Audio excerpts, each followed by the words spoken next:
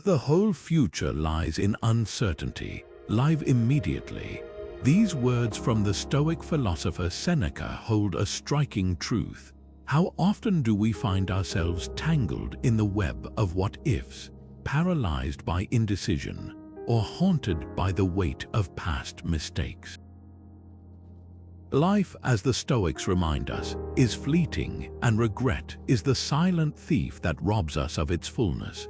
But what if there were a way to move through life with clarity, purpose, and peace of mind, free from the nagging shadows of what could have been? In this video, we'll explore 15 timeless Stoic rules that offer exactly that. Practical, grounded principles designed to help you navigate life with wisdom and avoid the painful burden of regrets. Whether you're facing a difficult decision or reflecting on the path you've walked so far, these insights will empower you to live with intention and embrace each moment fully. One of the most transformative principles in Stoic philosophy is learning to focus on what you can control. Think about it. How much time, energy, and peace of mind do we lose worrying about things entirely outside our influence? The Stoic philosopher Epictetus put it plainly, "It is not what happens to you, but how you react to it that matters." This idea is at the very core of Stoicism, the distinction between what is within your control and what is not. Let's break it down. According to the Stoics, the things we can control are limited to our own thoughts, actions, and attitudes. Everything else, whether it's other people's opinions, the weather, or even the outcome of our efforts, falls outside our control. So when we spend time agonizing over someone else's criticism, fearing an uncertain future, or dwelling on the past, we're essentially giving away our power to forces we can never influence. It's a recipe for frustration and regret. Here's an example to make this idea more tangible. Imagine you've just been criticized at work. It's natural to feel defensive or upset. You might replay the comment over and over in your head, wondering if it was fair, worrying if others think the same way, or even feeling angry at the person who said it. But here's the Stoic perspective. While you can't control what someone else says or thinks about you, you can control how you respond. Instead of letting the criticism ruin your day or define your self-worth, you could pause, reflect, and focus on what you can learn from the situation. Is there something constructive in that feedback? If so, use it to improve. If not, let it go. The choice is entirely yours, and that's where your power lies. Now take a moment to reflect. How often do you find yourself stressing over things you quite literally have no ability to change? The traffic that makes you late, the rude comment from a stranger, the unexpected rain ruining your plans. These are all externals, things beyond your control. Epictetus would remind us that it's not the events themselves that disturb us, but the judgments we place on them. The rain doesn't ruin your day. It's your belief that the rain has ruined your day that does. The beauty of focusing on what you can control is the freedom it brings. When you stop trying to manage the uncontrollable, you free up your energy to focus on what truly matters, your own actions, choices, and mindset. Over time, this shift can bring an incredible sense of calm and resilience. Life will always throw challenges, setbacks, and surprises your way, but by anchoring yourself in this Stoic principle, you'll navigate them with strength and clarity. So, ask yourself, how much of your day is spent worrying about things that are out of your hands? Could that time and energy be better spent focusing on your own responses, your own growth? By practicing this rule, you'll not only minimize regret but also cultivate a deeper sense of peace and purpose, no matter what life throws your way. What does it mean to live naturally? At first, you might think of spending more time outdoors, simplifying your life, or rejecting modern conveniences. But for the Stoics, living in accord with nature goes far deeper than that. It's not just about being in harmony with the environment, but about aligning yourself with the natural order of life, the way things are meant to function. and perhaps most importantly, living in harmony with your own human nature. The Stoic philosopher Marcus Aurelius often reflected on this idea. He believed that humans, as rational beings, have a unique role in the universe to live virtuously, guided by reason, and in service to the greater good. He wrote, "What injures the hive injures the bee," reminding us that we are not isolated individuals but part of a larger whole. Living naturally means understanding this interconnectedness and shaping our lives in a way that aligns with both reason and purpose. At its core, this principle is about self-mastery. The Stoics taught that our ability to think rationally is one of our greatest gifts. It allows us to discern right from wrong, weigh the consequences of our actions, and make decisions that align with our highest values. To live in accord with nature is to embrace this gift, to act with intention and integrity, rather than being ruled by impulse, emotion, or societal pressures. Let's bring this into everyday life. Living naturally means taking the time to reflect on what truly matters to you. What are your core values? What kind of person do you aspire to be? It's easy to get swept up in the chaos of modern life, chasing things like status, wealth, or approval because society tells us we should. But these pursuits often leave us feeling unfulfilled and disconnected from our true selves. The Stoic approach is to step back and ask, is this in alignment with who I am and what I believe in? Am I acting in a way that reflects my purpose and my principles? For example, consider how you spend your time. Are your daily actions consistent with your long-term goals and values? If you value health, are you making choices that support your physical well-being? If you value relationships, are you prioritizing meaningful connections over superficial pursuits? If you value learning, are you dedicating time to growth and self-improvement? Living naturally means making these kinds of choices consciously, not out of habit or obligation, but because they truly align with the person you want to be.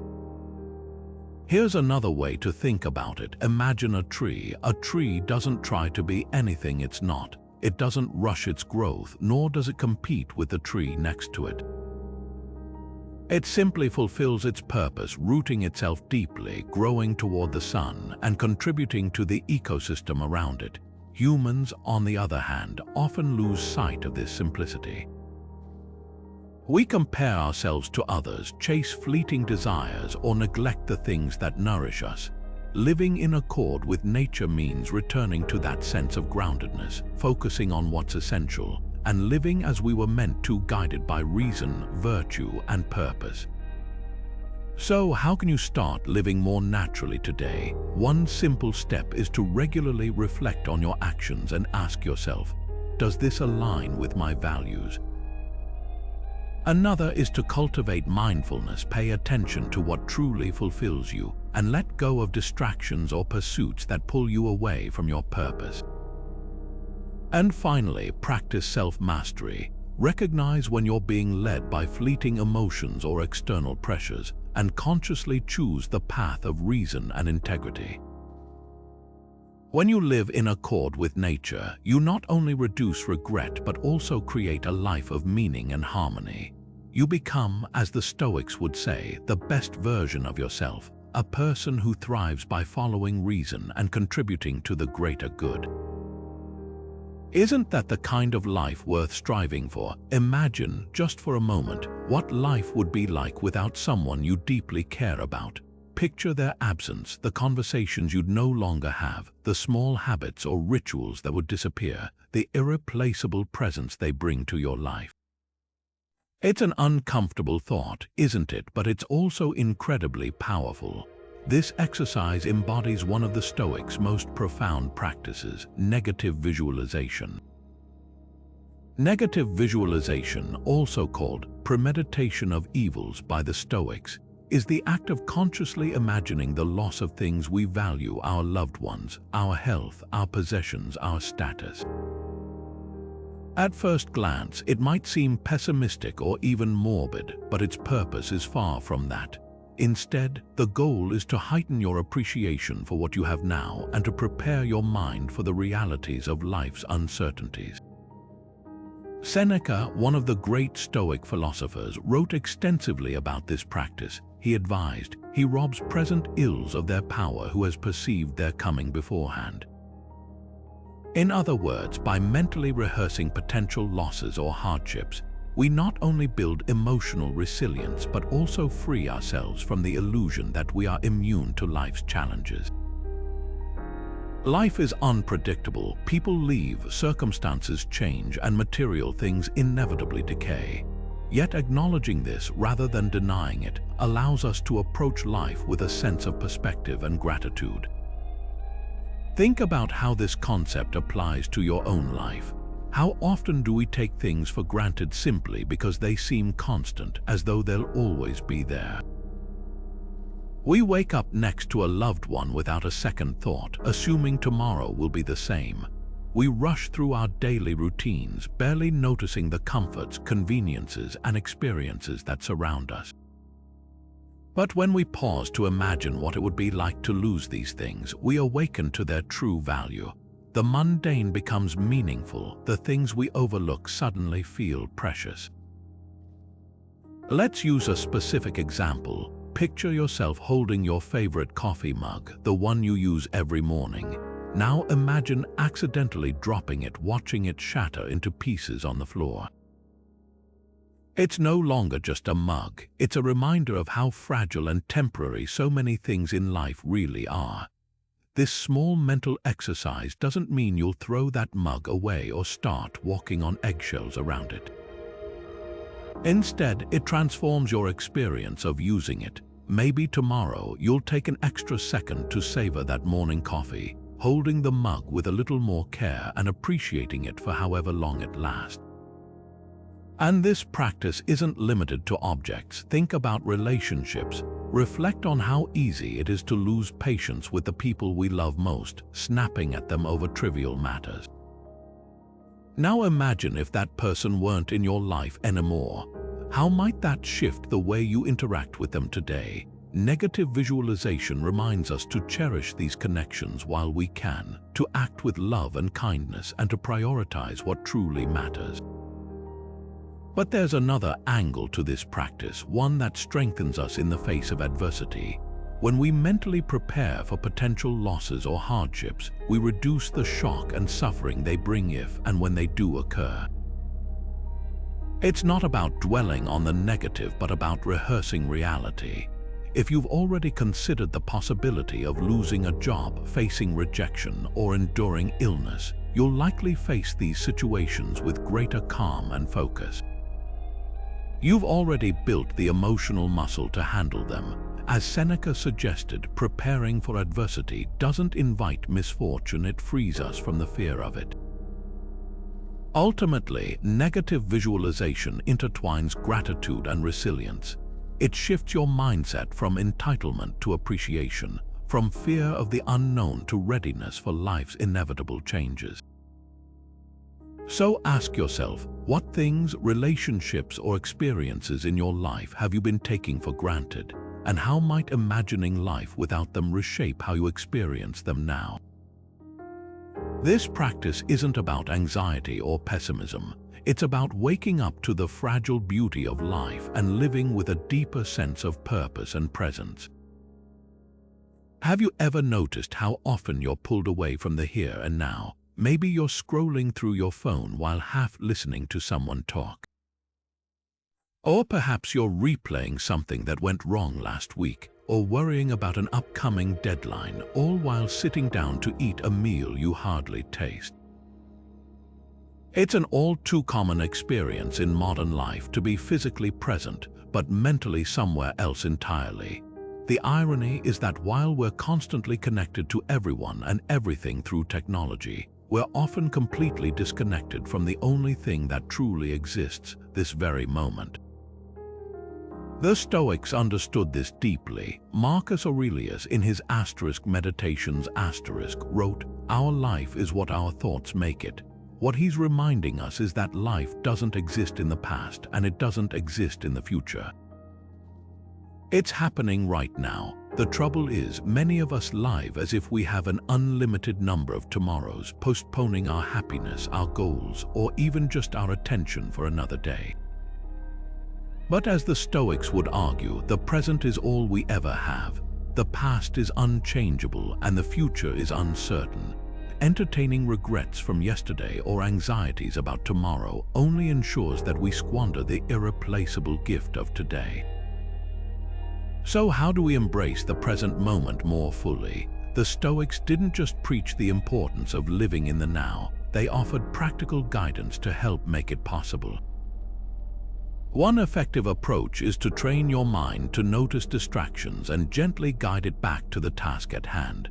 For example, instead of rushing through mundane activities like washing dishes or brushing your teeth on autopilot, focus on the sensations, the warmth of the water, the sound of the brush. These small acts of mindfulness pull you out of your wandering thoughts and anchor you in reality. Another technique is to consciously practice gratitude. Throughout the day, pause and reflect on the simple things you often overlook. Feel the air filling your lungs as you breathe, appreciate the light filtering into the room, or savor the flavor of your food. These moments of awareness are an antidote to the hurried, distracted state so many of us live in.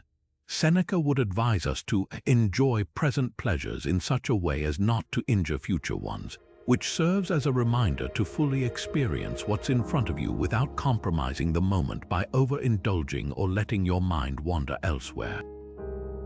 And then there's the practice of setting boundaries with distractions. Modern life bombards us with demands for our attention: emails, notifications, ads, and endless streams of content. The Stoics were clear about the importance of focus and intentionality. Marcus Aurelius often wrote about the virtue of clarity in thought and purpose, urging us to eliminate what does not serve us.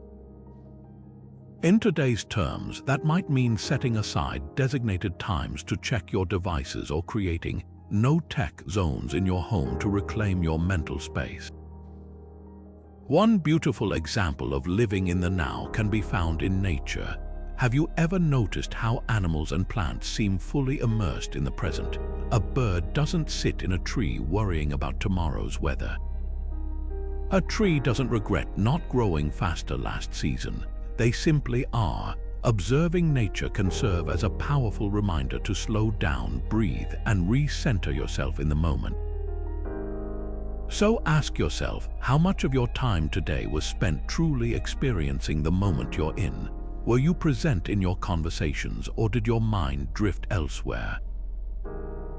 Did you savor your experiences, or did you rush through them without noticing? The Stoics remind us that every moment is fleeting, like sand slipping through our fingers. But instead of lamenting its passing, they encourage us to catch it while we can, to fully immerse ourselves in it, and to live each moment as though it's the only one we have.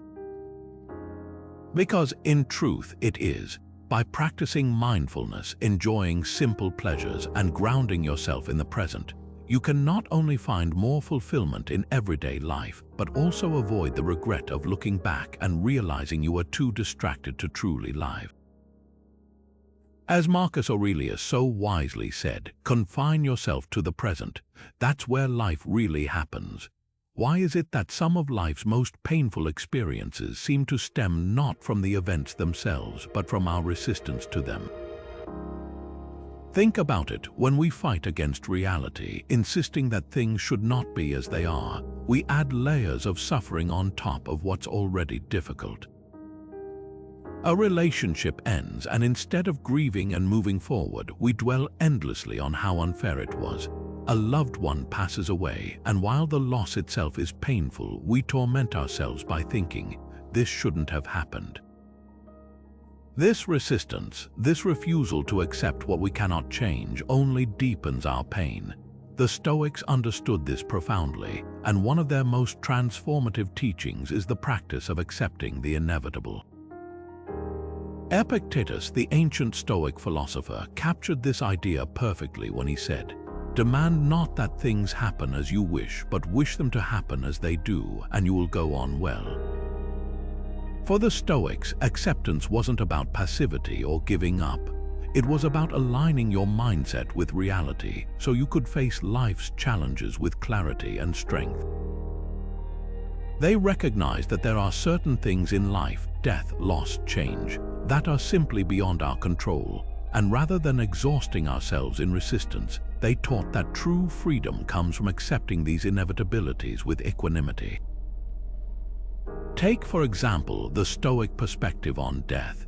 This is perhaps one of the greatest inevitabilities we all face, and yet it's a subject many of us avoid at all costs. We live as though we'll never die, pushing aside the thought of our mortality until we're forced to confront it. But the Stoics believed that reflecting on death regularly wasn't morbid, it was empowering. Marcus Aurelius often reminded himself, "You could leave life right now. Let that determine what you do and say and think." By accepting the inevitability of death, the Stoics argued we're freed from the fear of it. Instead of living in denial, we can use the knowledge of our mortality to live more fully, focusing on what truly matters. This same approach applies to other forms of loss and change. Life is a constant state of flux. Relationships evolve, circumstances shift, we age, and things we once cherished fade away. Yet, so often, we cling to the past, desperately trying to hold onto what feels comfortable or familiar. The Stoics teach us to embrace impermanence instead. They remind us that everything we love is, by its nature, temporary. Epictetus put it bluntly but beautifully when he said, "When you kiss your child or your wife, say that you only kiss things which are mortal, thus you will not be disturbed if either of them dies." While this might sound cold at first glance, it's not about detaching from the people we love. It's about cherishing them more deeply, knowing they won't be here forever. Consider how this idea could transform the way you handle life's challenges. When faced with a difficult change, perhaps the end of a chapter in your life or the loss of something meaningful, ask yourself, am I resisting reality or am I accepting it? Resistance leads to frustration, anger, and despair. Acceptance, on the other hand, creates space for healing, growth, and even gratitude. Acceptance doesn't mean you won't feel pain or sadness, but it does mean you'll stop fighting against what's already happened. And in that space, you'll find peace. So how do you practice acceptance in daily life? Start by noticing when you're resisting something inevitable. Maybe it's something small, like the frustration of waiting in traffic, or maybe it's something larger, like the end of a relationship or a personal failure. Instead of reacting with "this shouldn't be happening," try reframing your perspective. Can you see this challenge as part of life's natural flow? Can you focus on what's within your control instead of obsessing over what isn't? When we accept the inevitable, we stop swimming against the current of life. We find the strength to face whatever comes our way, not with bitterness but with grace. The question is, where in your life are you resisting what you cannot change? And how might your perspective shift if you chose instead to embrace it? Remember, as the Stoics taught, it's not the event itself that causes our suffering, but our judgment of it. By accepting the inevitable, we free ourselves to live with resilience and peace. You are the author of your life. Every choice you've made, every action you've taken, has written the story that brought you to this very moment. The Stoics taught us that while we can't control everything that happens to us, we are entirely responsible for how we respond. This is the cornerstone of accountability, owning your actions, your decisions, and the outcomes they produce.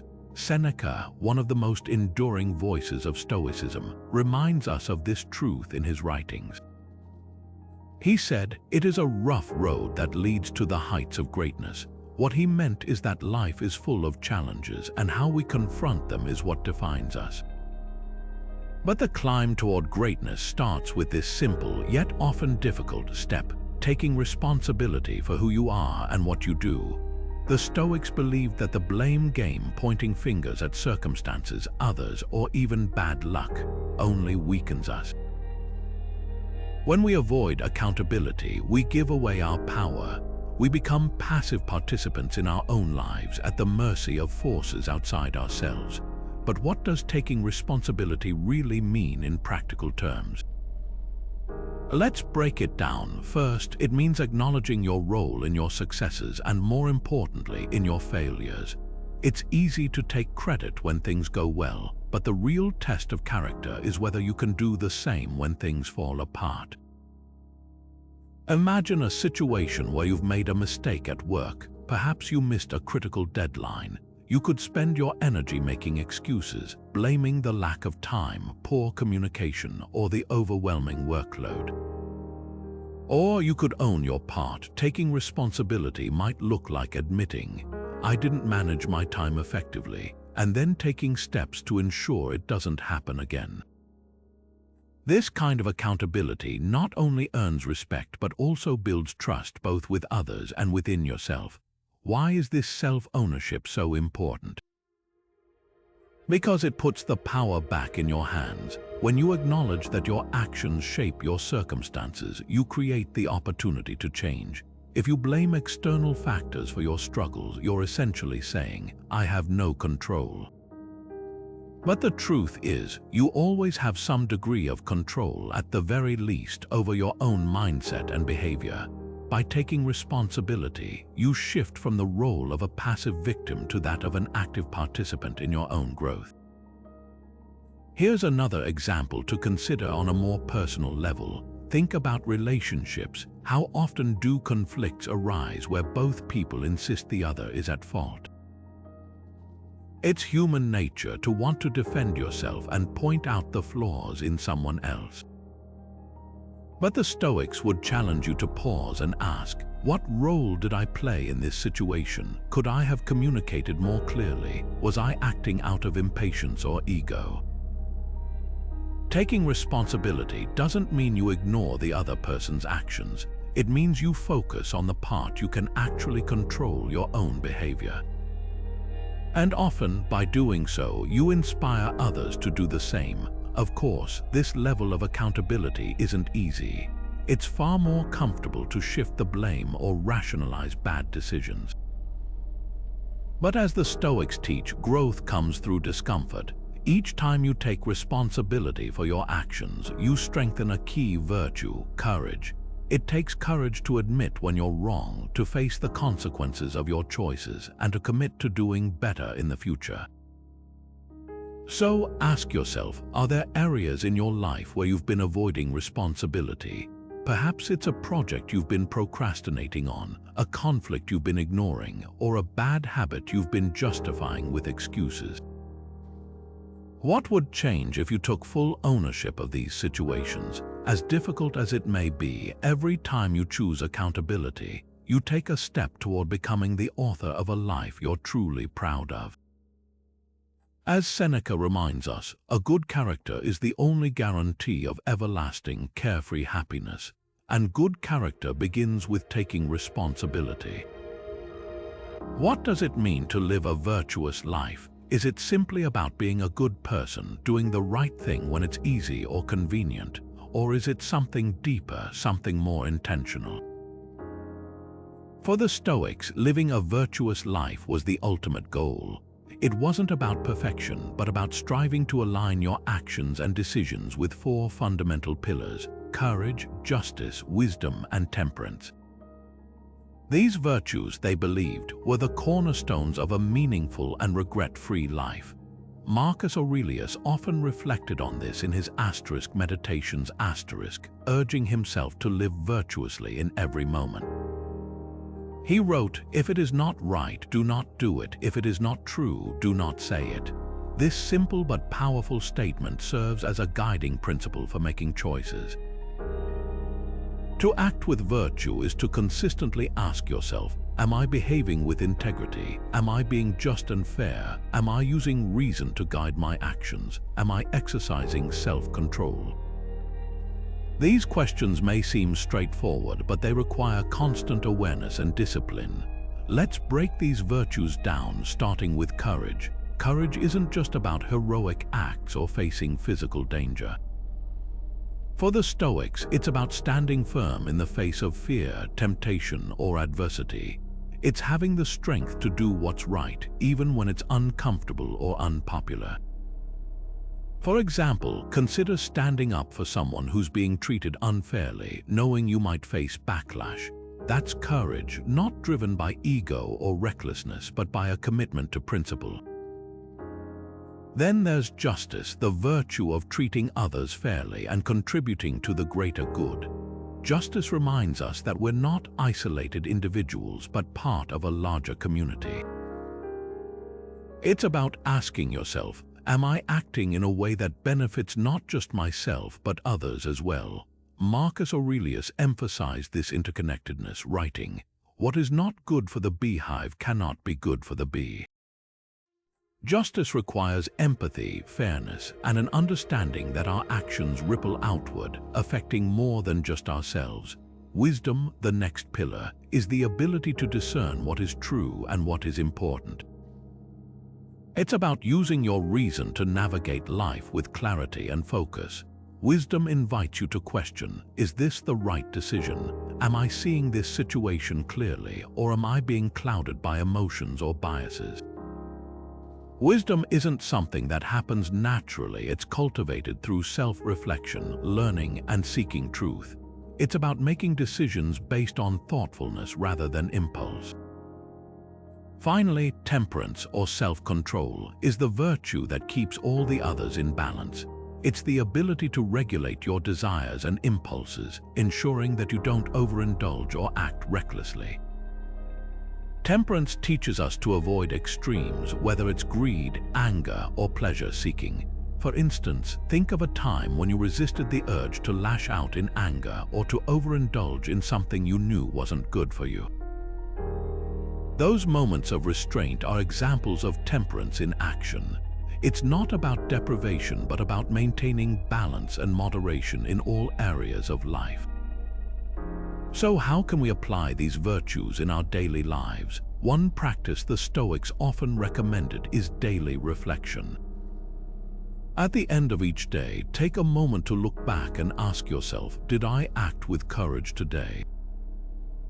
Was I fair and just in my interactions with others? Did I make decisions with wisdom, or did I act on impulse? Did I exercise self-control, or did I allow my desires to take over? By reflecting on these questions, you create a kind of mental accountability, an opportunity to learn, grow, and course correct for tomorrow. Living a virtuous life isn't about perfection. You will stumble, and there will be moments when you fall short. But what matters is the effort, the commitment to make virtue your compass, to let it guide your actions even when the path is difficult. Because at the end of the day, it's not external achievements or fleeting pleasures that lead to a life free of regret. It's living with courage, justice, wisdom, and temperance, acting with virtue always, no matter the circumstances. As Marcus Aurelius reminds us, just that you do the right thing, the rest doesn't matter. How many things do you truly need to be happy? Take a moment to think about it. Is it the newest phone, a bigger house, or a closet full of designer clothes? Modern consumerism tells us that happiness is just one more purchase away, that we need to constantly upgrade, replace, or add to our lives to feel fulfilled. But when was the last time buying something truly brought you lasting joy? The Stoics would challenge this mindset and urge us to consider a different path, one of simplicity and detachment from material possessions. Seneca, the Roman philosopher and one of Stoicism's most eloquent voices, had profound insights into wealth and contentment. He wrote, "It is not the man who has too little, but the man who craves more that is poor." What he means is that true richness isn't about how much you have, but about how little you need. In a culture that constantly pushes us to want more, to earn more, to own more, the Stoic value of detachment feels revolutionary. They believed that material possessions aren't inherently bad, but our dependence on them, the way we tie our happiness and self-worth to them, is what traps us. Think about this in your own life. How many things do you own that you once thought would make you happy, but now sit untouched collecting dust? A fancy gadget that no longer excites you, a trendy outfit that's gone out of style, or even a car that you now take for granted. The problem isn't the items themselves, it's the fleeting satisfaction they provide. The Stoics teach us that chasing material goods often leads to a cycle of temporary pleasure followed by a craving for the next thing, leaving us perpetually unsatisfied. Instead, they advocated for finding contentment in simplicity and appreciating what you already have. Simplicity doesn't mean giving up all comforts or living without possessions. It's about being intentional. Ask yourself, do I truly need this, or am I being driven by impulse or comparison? Am I buying this because it aligns with my values or because I believe it will fill some emotional void? These questions can help break the cycle of consumerism and shift your focus toward what truly matters. To illustrate this, let's consider the difference between investing in possessions versus experiences. Imagine spending a large sum of money on a new luxury item like an expensive watch. It might feel exciting at first. There's the thrill of the purchase, the compliments you might receive. But over time, the novelty fades and it becomes just another thing you own. Now compare that to spending the same amount of money on an experience like traveling with loved ones, exploring a new place, or even learning a new skill. Experiences create memories that stay with you, shaping your perspective and adding depth to your life in a way that objects simply can't. The Stoics understood this. They believed that true happiness comes not from accumulating things, but from cultivating inner wealth, virtues like gratitude, self-discipline, and wisdom. Seneca himself was one of the wealthiest men of his time, yet he frequently practiced living simply to remind himself of what truly mattered.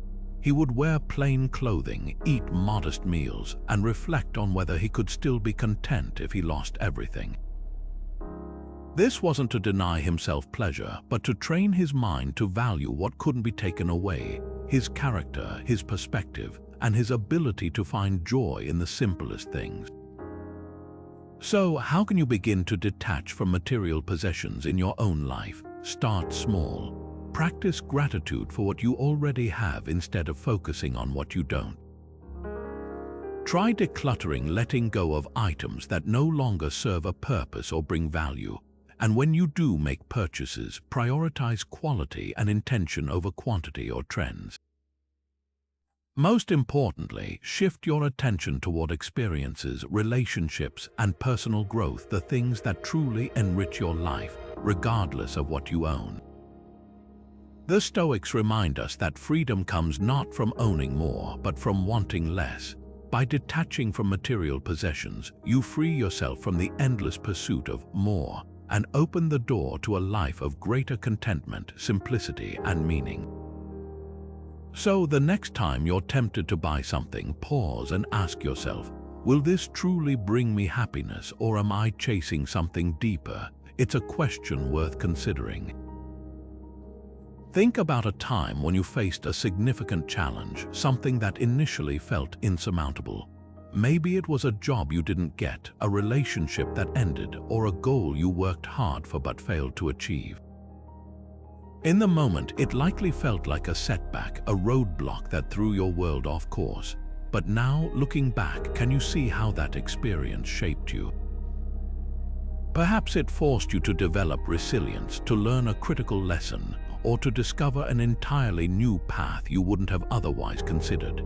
This is the essence of the Stoic approach to adversity, reframing challenges not as things that hold us back, but as opportunities to grow. The Roman emperor and Stoic philosopher Marcus Aurelius captured this idea perfectly in his Meditations. He wrote, "The impediment to action advances action. What stands in the way becomes the way. This is where the popular phrase, "the obstacle is the way," originates, and it reflects one of the most powerful lessons Stoicism has to offer. The Stoics believed that life will inevitably present us with difficulties, obstacles, failures, and even suffering. But instead of seeing these challenges as reasons to despair, they saw them as essential components of personal growth. Adversity, they argued, is not something to be feared or avoided, but embraced as the forge in which our character is strengthened. Let's consider an example. There's the well-known story of Thomas Edison, who, after years of work, had his research laboratory burned down in a massive fire. Instead of sinking into despair, his response was remarkable. He reportedly said, "Thank goodness all our mistakes were burned up. Now we can start fresh." Edison saw the loss not as a disaster, but as a chance to rebuild, to innovate, and to improve.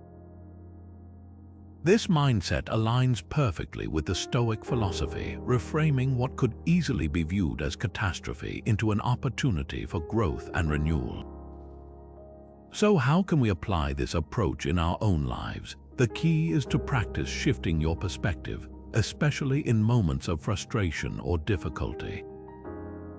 For example, say you're stuck in traffic. Instead of stewing in anger and impatience, you could view the delay as an opportunity to practice patience or to reflect on your thoughts. Or think about a negative interaction with a coworker or friend. Instead of reacting with hostility, take the challenge as an opportunity to strengthen your communication skills or exercise compassion.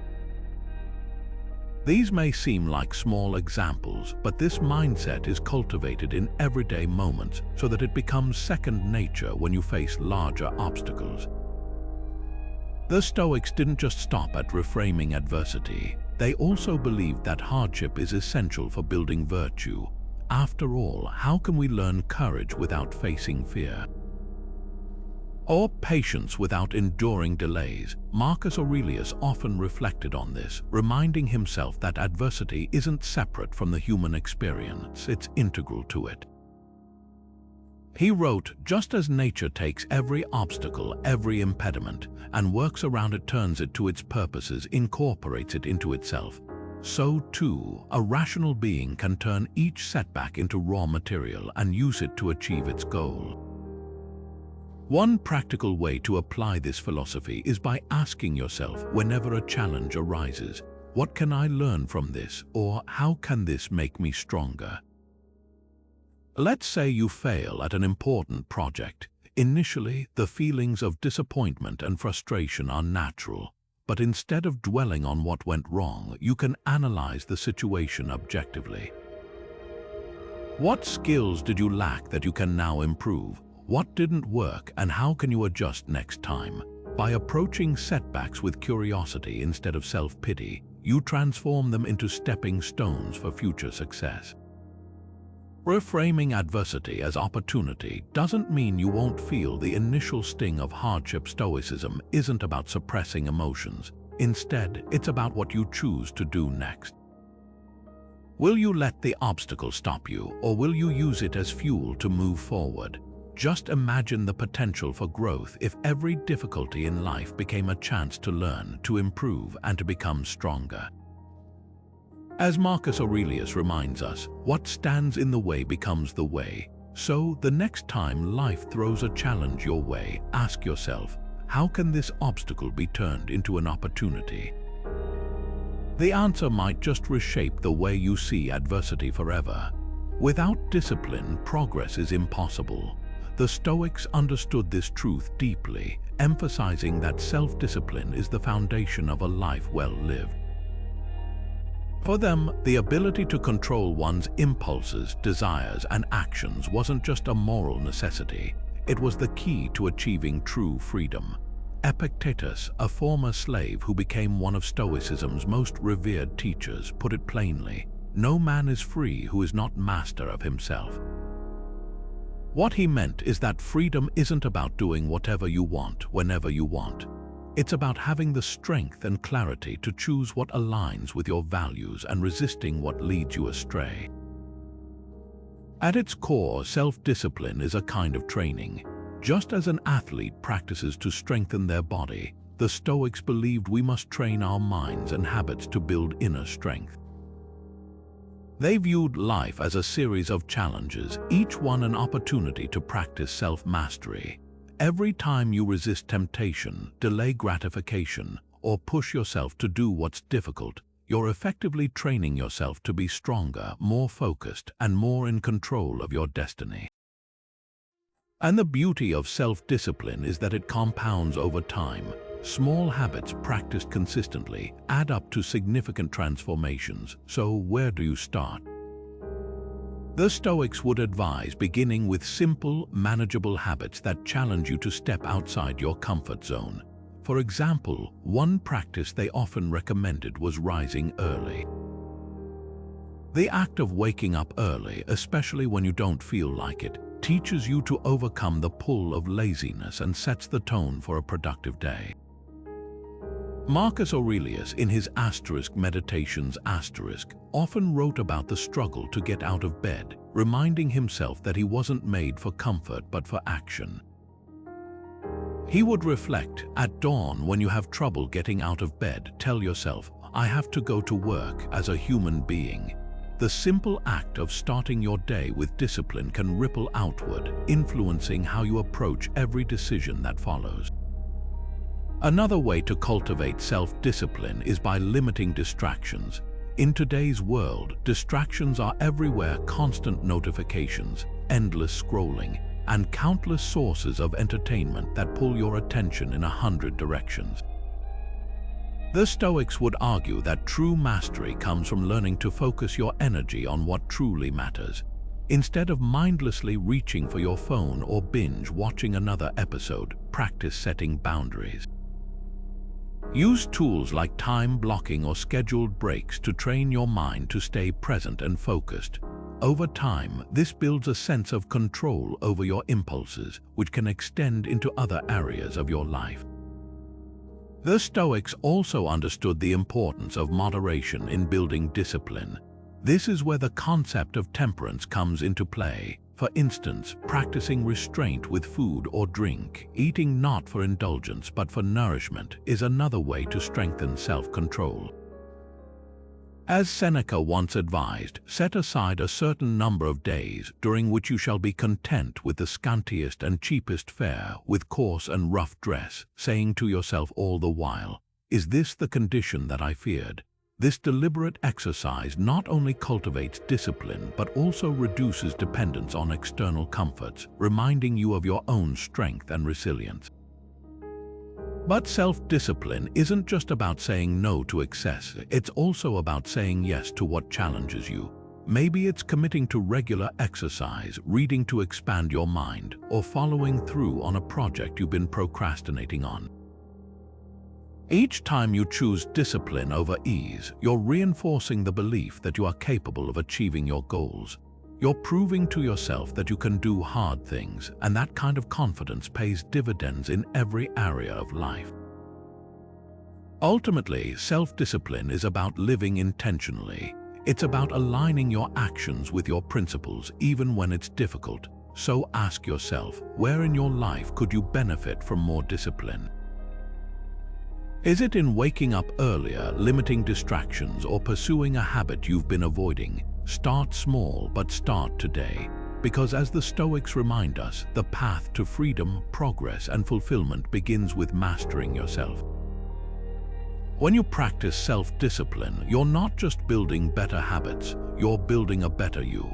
It's astonishing how easily we take things for granted, isn't it? The warmth of the sun on your face, the roof over your head, the people in your life who care about you. These are things we often overlook in the rush of daily life, only truly appreciating them when they're gone.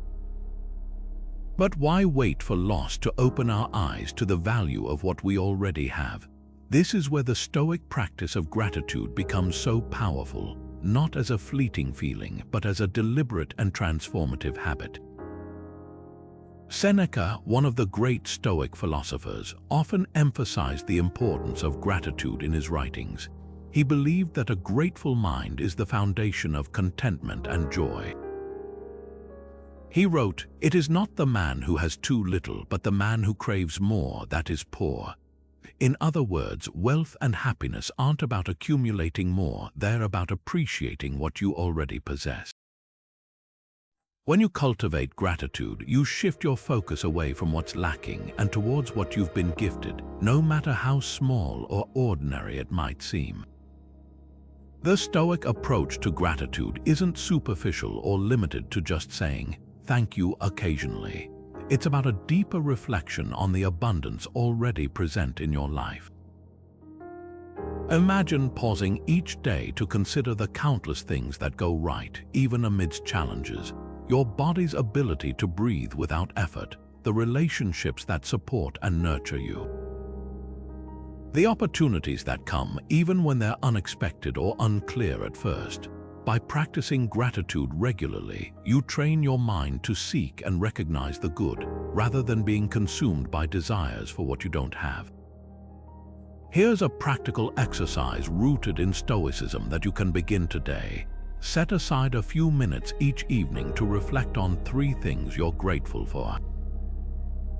They don't have to be extraordinary. It could be as simple as a delicious meal, a moment of laughter, or even the fact that you woke up to another day. Write them down in a journal or simply think about them as you wind down your day. By making this reflection a daily habit, you'll gradually rewire your mind to focus on abundance rather than scarcity.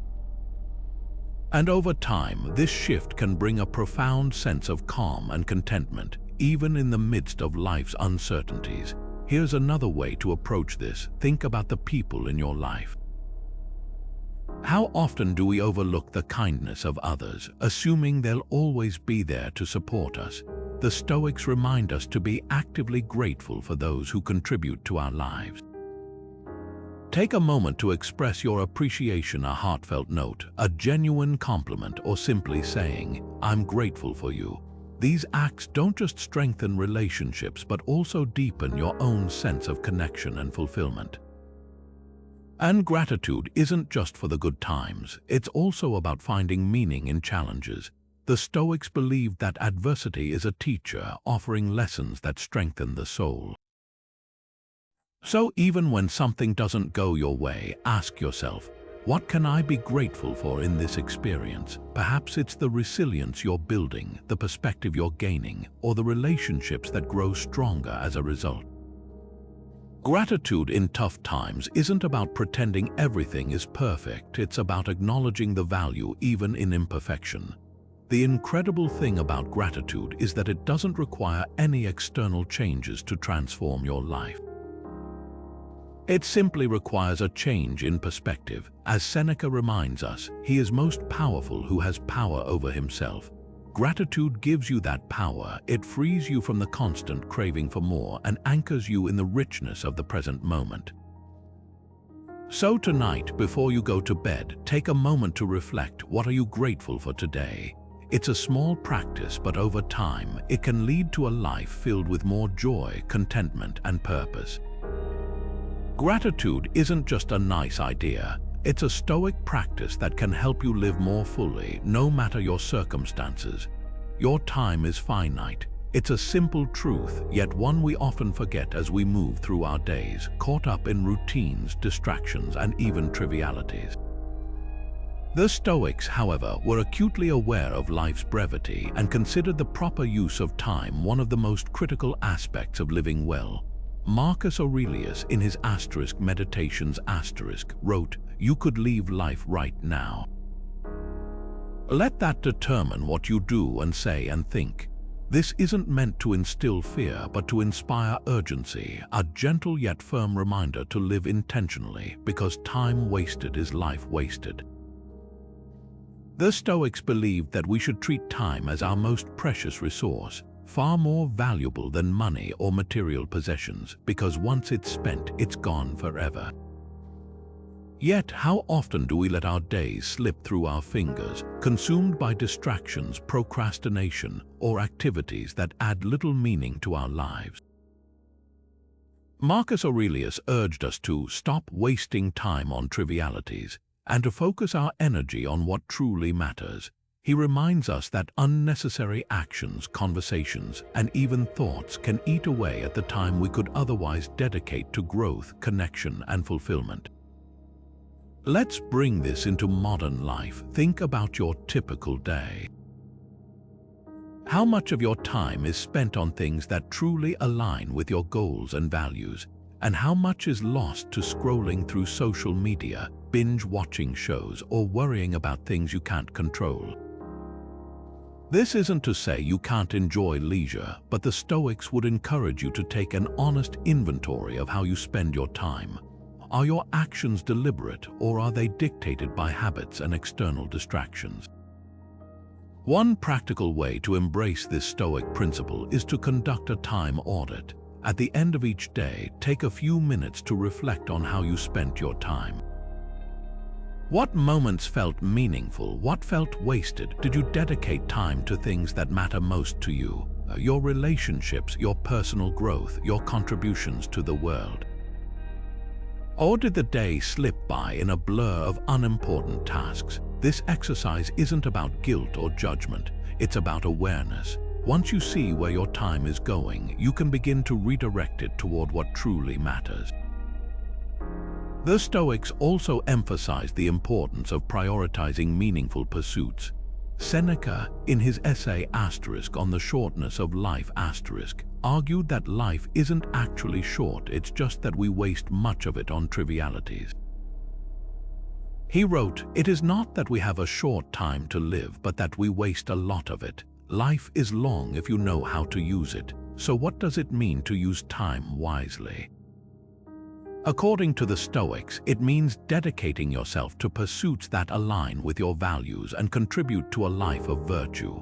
This might include developing your skills, nurturing your relationships, pursuing knowledge, or finding ways to serve others. Imagine this: if you only had a year left to live, how might you approach your time differently? Would you still spend hours obsessing over minor inconveniences or scrolling endlessly through your phone? Or would you focus on the things that bring you fulfillment, the people you love, the dreams you've been putting off, the opportunities to grow and contribute? The Stoics remind us that we don't need to wait for a life-changing event or a countdown clock to live this way. By being mindful of time every day, we can ensure we're living fully, not just existing. So ask yourself, are you making the most of your days? Are your actions intentional, or are they dictated by distractions or routines you've never questioned? As Marcus Aurelius said, don't waste the rest of your life in confusion. Stop allowing your mind to be a slave, to be jerked about by selfish impulses, to kick against fate, and to mistrust the present. Time once lost cannot be reclaimed. Let this be your reminder to use it wisely, because how you spend your time is how you spend your life. Picture this: you've had a long, exhausting day. One thing after another has gone wrong, and just as you're driving home, someone cuts you off in traffic. In a flash of anger, you honk your horn, yell out the window, and maybe even tailgate them for a few seconds out of frustration. Later, as you calm down, you realize how impulsive and unnecessary your reaction was, but the damage is done. That brief loss of control, letting your emotions overpower your reason, happens to all of us. And it's the kind of behavior the Stoics worked so hard to avoid. The Stoics believed that while emotions are a natural part of being human, they should never dictate our actions. Epictetus, one of Stoicism's most influential teachers, famously said, "It's not what happens to you, but how you react to it that matters." He wasn't suggesting that we suppress or deny our emotions. After all, anger, sadness, and frustration are perfectly normal.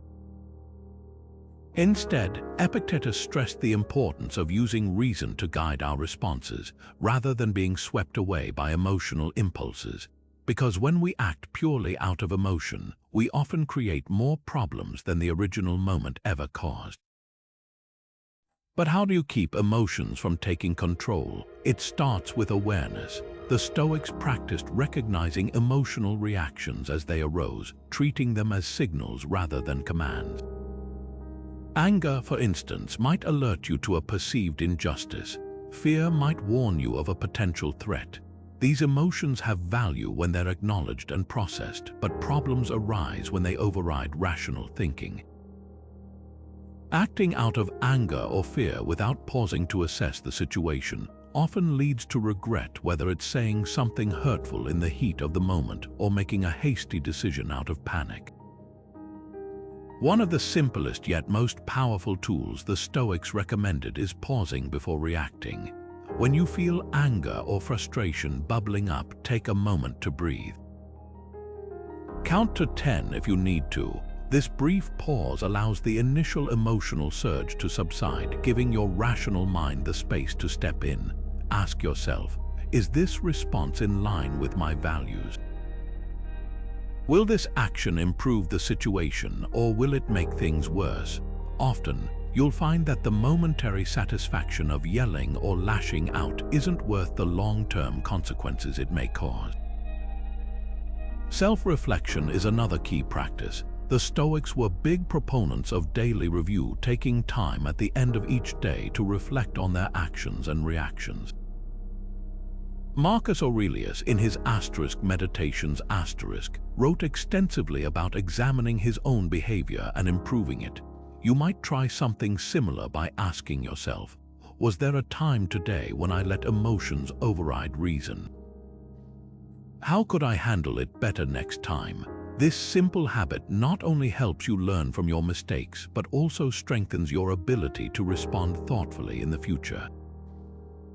Another method is reframing your perspective. When something triggers a strong emotional reaction, try to see the situation objectively. For example, imagine someone insults you. Your immediate reaction might be anger or defensiveness, but if you take a Stoic approach, you could ask, is their opinion a reflection of my true character, or is it more about them? By detaching from the emotion and looking at the broader picture, you can diffuse the intensity of the moment and respond from a place of calm. This isn't easy, of course. Emotions can be powerful, and staying composed in the heat of the moment takes practice. But over time, by consistently applying these techniques, you'll find yourself less reactive and more in control. The reward: fewer moments of regret and greater peace of mind. So the next time you feel anger, frustration, or even fear rising within you, pause, take a breath. Ask yourself whether your reaction will serve you or harm you. As the Stoics remind us, emotions are temporary, but the decisions we make in their grip can have lasting consequences. By letting reason guide your actions, you not only honor your highest self, but also create a life with fewer regrets and greater clarity. Seneca once wrote, "As long as you live, keep learning how to live." These words capture a fundamental tenet of Stoicism. The pursuit of wisdom is not a destination but a lifelong journey. For the Stoics, wisdom wasn't just the ability to know what is right, but the foundation of living a virtuous, meaningful life.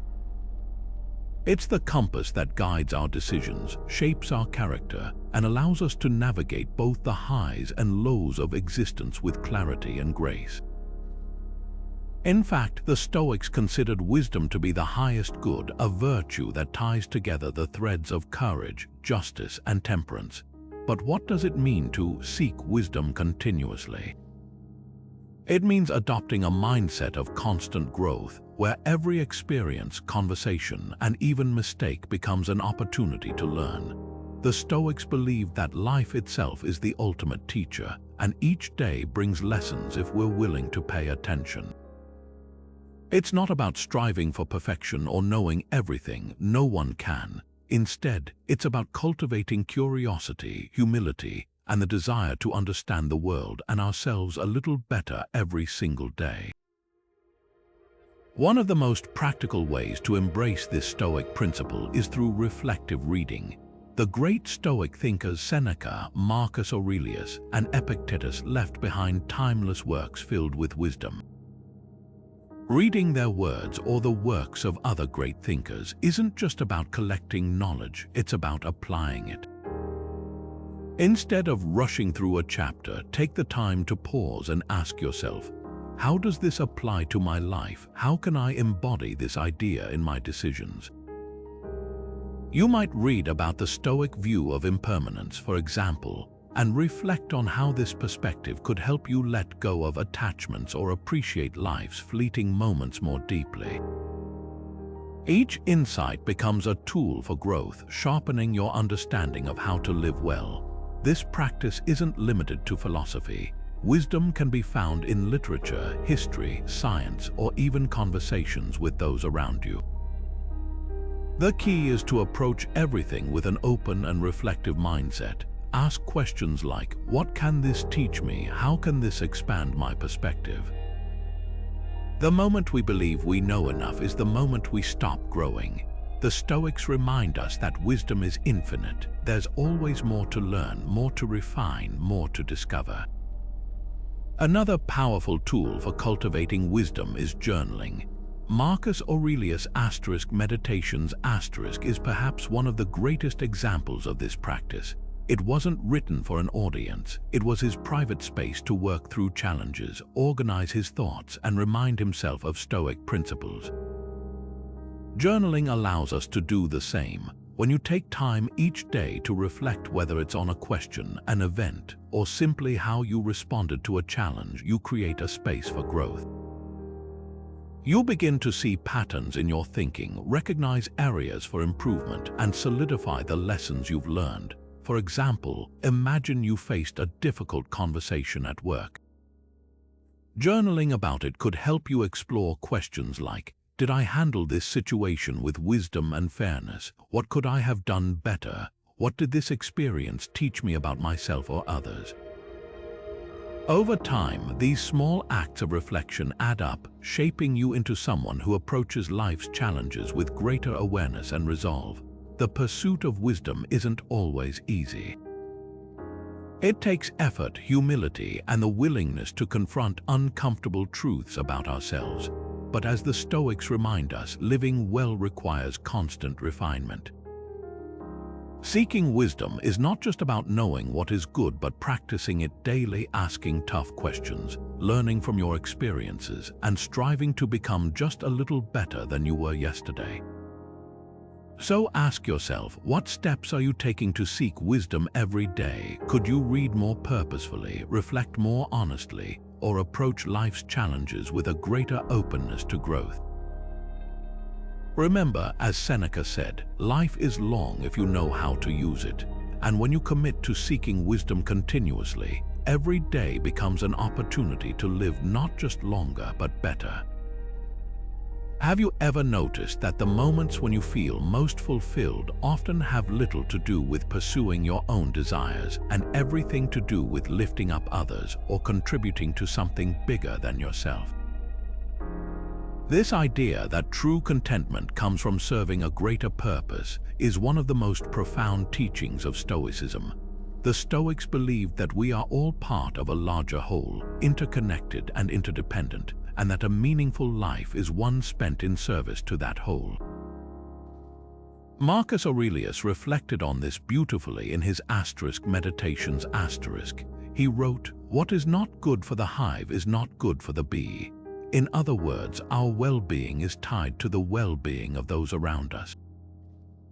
We're not isolated individuals walking separate paths through life. We're deeply connected to our families, communities, and even humanity as a whole. The Stoics saw this interconnectedness not as a burden or obligation, but as an opportunity to live with purpose and integrity. They believed that by contributing to something beyond ourselves, we align with the natural order of life and fulfill our role as rational, social beings. But what does it mean to serve a greater purpose in practice? It doesn't necessarily mean dedicating your life to grand charitable causes or becoming a public figure. While those paths are noble, serving a greater purpose can also be found in small, everyday actions. It's about showing up with kindness, integrity, and a willingness to make a positive impact in whatever way you can. It could be as simple as offering a helping hand to someone in need, mentoring a younger colleague, or being fully present and supportive for a friend who's struggling. These moments of service, though seemingly small, ripple outward in ways we can't always see. Take a moment to think about someone whose kindness or effort has had a significant impact on your life. Maybe it was a teacher who believed in you, a stranger who went out of their way to help you, or a loved one who supported you during a tough time. Chances are their actions didn't require fame, wealth, or formal recognition. They simply chose to contribute in a way that mattered to you. That's the power of serving a greater purpose. It often transforms not only the lives of others, but also your own sense of fulfillment. The Stoics also emphasized the importance of duty. For them, this wasn't about rigid obligation, but about recognizing the roles we've been given in life and striving to fulfill them to the best of our ability. Marcus Aurelius frequently reminded himself to think about his role as a father, a leader, and a citizen, and to act in a way that served those roles honorably. You too have unique roles, whether as a parent, partner, friend, or colleague, and within those roles lies the opportunity to serve. Ask yourself, how can I contribute meaningfully to the lives of those I interact with daily? How can I use my strengths, my time, or even just my words to uplift others? Another way to serve a greater purpose is to align your actions with virtues like justice and fairness. This could mean speaking up against unfair treatment, working toward a cause you believe in, or simply making decisions that benefit not just yourself but those around you. Seneca reminds us, wherever there is a human being, there is an opportunity for kindness. In every interaction, there's a chance to serve not for recognition, but because contributing to the greater good is its own reward. Ultimately, serving a greater purpose shifts your focus from self-centered goals to something much larger, and in doing so, it frees you from the narrow confines of ego, helping you find meaning and fulfillment in the connection and contribution itself. So ask yourself, what can you do today, no matter how small, to serve others or to contribute to something greater than yourself? By living with this intention, you'll not only enrich the lives of those around you, but also discover the deeper satisfaction that comes from living a life aligned with higher principles. As the Stoics remind us, in serving the whole, we find our own place within it. We've explored 15 timeless Stoic rules, each one a beacon of wisdom, guiding us toward a life free of regret. These rules offer more than just philosophy. They provide a roadmap for living with purpose and peace.